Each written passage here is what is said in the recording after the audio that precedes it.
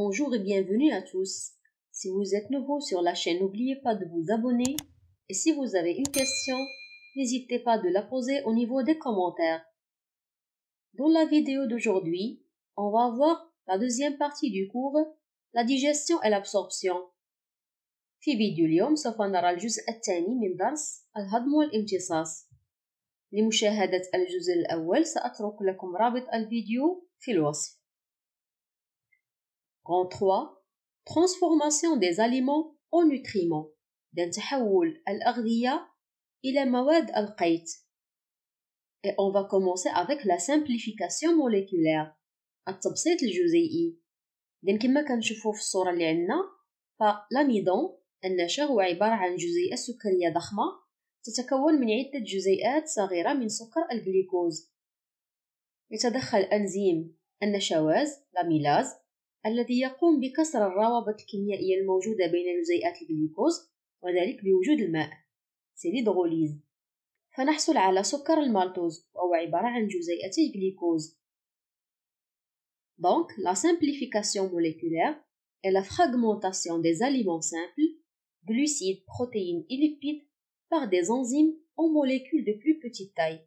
إذن ما هو التبسيط الجزيئي؟ هي عملية تبسيط وتفكيك الأغذية البسيطة السكريات البروتينات والدهنيات بواسطة الأنزيمات وتحويلها إلى جزيئات أصغر. 2. La simplification moléculaire des protéines. التبسيط الجزيئي للبروتينات. يجب أن نعرف أن البروتين هو عبارة عن سلسلة من الأحماض الأمينية. C'est une chaîne d'acides aminés. La digestion des protéines se fait en deux étapes, au niveau de l'estomac et au niveau de l'intestin grêle. عملية هضم البروتينات تتم في مرحلتين. المرحلة الأولى على مستوى المعدة والمرحلة الثانية على مستوى المعي الدقيق. إذن على مستوى المعدة لدينا أنزيم يسمى البيبسين أو البروتياز 1. هذا الأنزيم يقوم بقطع الروابط الكيميائية الموجودة على مستوى البروتين ويحوله إلى عديد البيبتيد. إذن la décomposition des protéines en polypeptides. هذه العملية ديال التبسيط تتطلب وجود حمض الكلوريدريك HCl والذي يتم إفرازه من طرف خلايا المعدة. معادلة هضم البروتينات على مستوى المعدة هي كالتالي: بروتين بلس بيبسين en présence de l'eau H2O plus HCl درجة الحرارة 37 درجة سيلسيوس كتعطيني بوليبيبتيد إذن عديد البيبتيد زائد البيبسين. au niveau de l'intestin grêle إذن على مستوى المعي الدقيق كيدخل ليا أنزيم واحد آخر اللي اسمه لا بيبتيداز أو البروتياز 2. إذن هذا الأنزيم سوف يقوم بكسر جميع الروابط الكيميائية على مستوى عديد البيبتيد وبالتالي سنحصل على الأحماض الأمينية. نستطيع أن نلخص عملية التفاعل الكيميائي كما يلي: بوليبيبتيد أي عديد البيبتيد زائد بيبتيداز حضور الماء H2O في درجة حرارة 37 درجة سيلسيوس نحصل على أحماض أمينية أسيد أميني بلس بيبتيداز. إذن عملية هضم البروتينات تتم في عضوين المعدة والمعي الدقيق. على مستوى المعدة يبسط البروتين إلى سلاسل أصغر تسمى عديد البيبتيد، وعلى مستوى المعي الدقيق يتدخل أنزيم البروتياز 2 ليفكك سلسلة عديد البيبتيد لكي نحصل على أحماض أمينية. 3. La simplification moléculaire des lipides.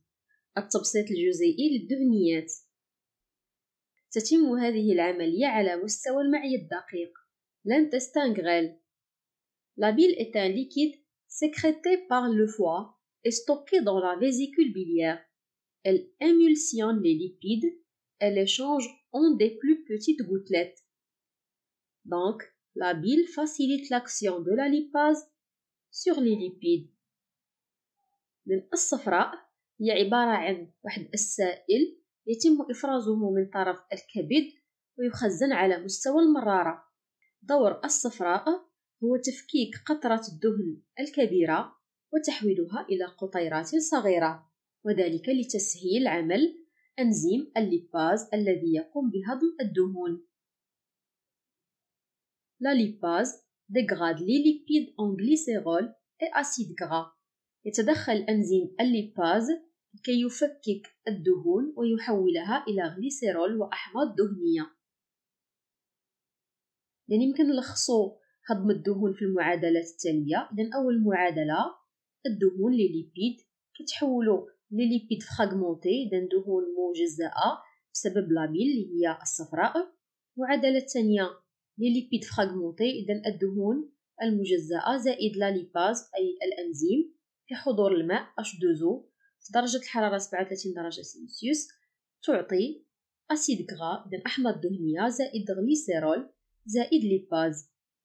إذن هذه معادلة هضم الدهنيات. 4. Relation entre duodénum et autres organes de l'appareil digestif. العلاقة بين الاثنى عشري وباقي أعضاء الجهاز الهضمي. بالنسبة للبول أليمونتير، اللقمة الغذائية عندما تخرج من المعدة سوف تمر إلى المعي الدقيق. بداية المعي الدقيق تسمى le duodénum الاثنى عشري. C'est la première partie de l'intestin grêle située juste après l'estomac. Les glandes digestives, vésicules biliaires, pancréas produisent des substances qu'ils déversent dans le duodénum. الاثنى عشري هو الجزء الأول من المعي الدقيق الموجود مباشرة بعد المعدة. لأن على مستوى هذه المنطقة يتم طرح العصارات الهضمية، مثلا العصارة البنكرياسية القادمة من البنكرياس، لدينا الصفراء القادمة من المرارة، وأيضا تبدأ ظهور أيضا إفرازات المعي الدقيق، دونك العصارة المعوية لوسيك انتستينال، إضافة للقمة الغذائية اللي كتكون قادمة من المعدة واللي كتكون مخلطة مع العصارة المعدية مشكلة الكيموس المعدي le كيم stomacal.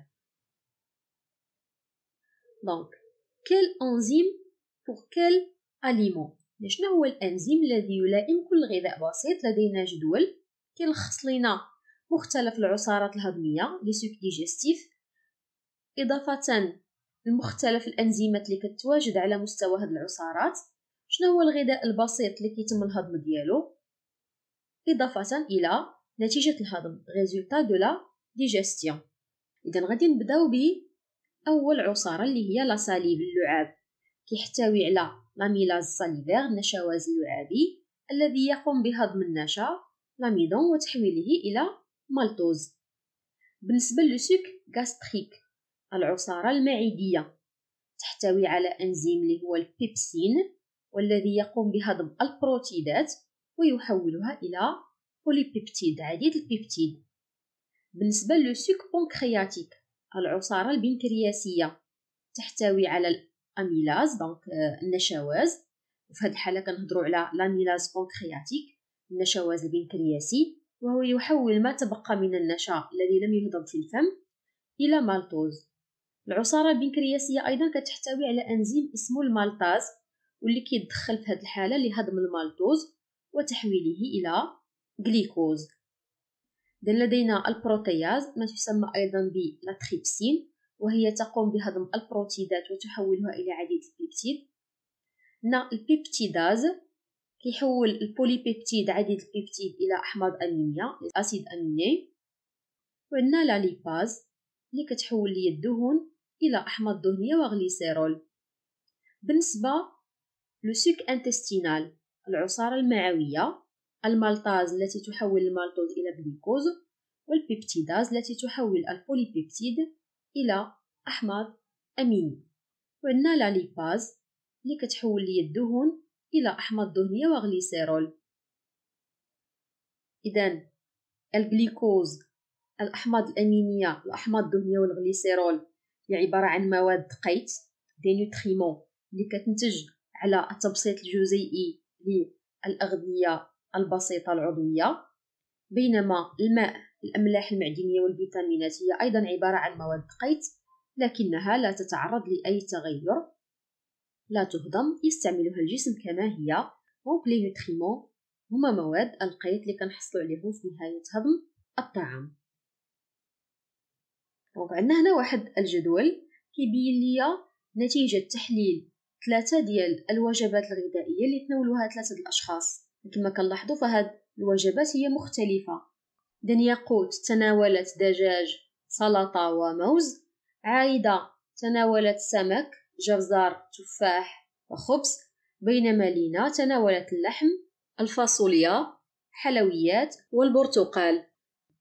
Donc, malgré que les 3 personnes ont mangé des repas différents, on constate qu'à la fin de la digestion, le contenu de l'intestin grêle est le même. رغم اختلاف الوجبات المتناولة، لكننا نلاحظ أن محتوى المعي الدقيق بعد عملية الهضم متشابه بالنسبة للأشخاص الثلاثة. إذن هذه المواد، الجليكوز، الأحماض الأمينية، الغليسيرول، الأحماض الدهنية، الفيتامينات، الماء والأملاح المعدنية، تسمى بمواد القيد، les nutriments. Donc la question qui se pose, quel est le devenir des nutriments au niveau de l'intestin grêle؟ إذن ما هو مصير مواد القيد على مستوى المعي الدقيق؟ إذن سنجيب على هذا السؤال في الفيديو القادم، وهو الجزء الثالث والأخير من هذا الدرس. Merci beaucoup pour votre attention et à la prochaine vidéo.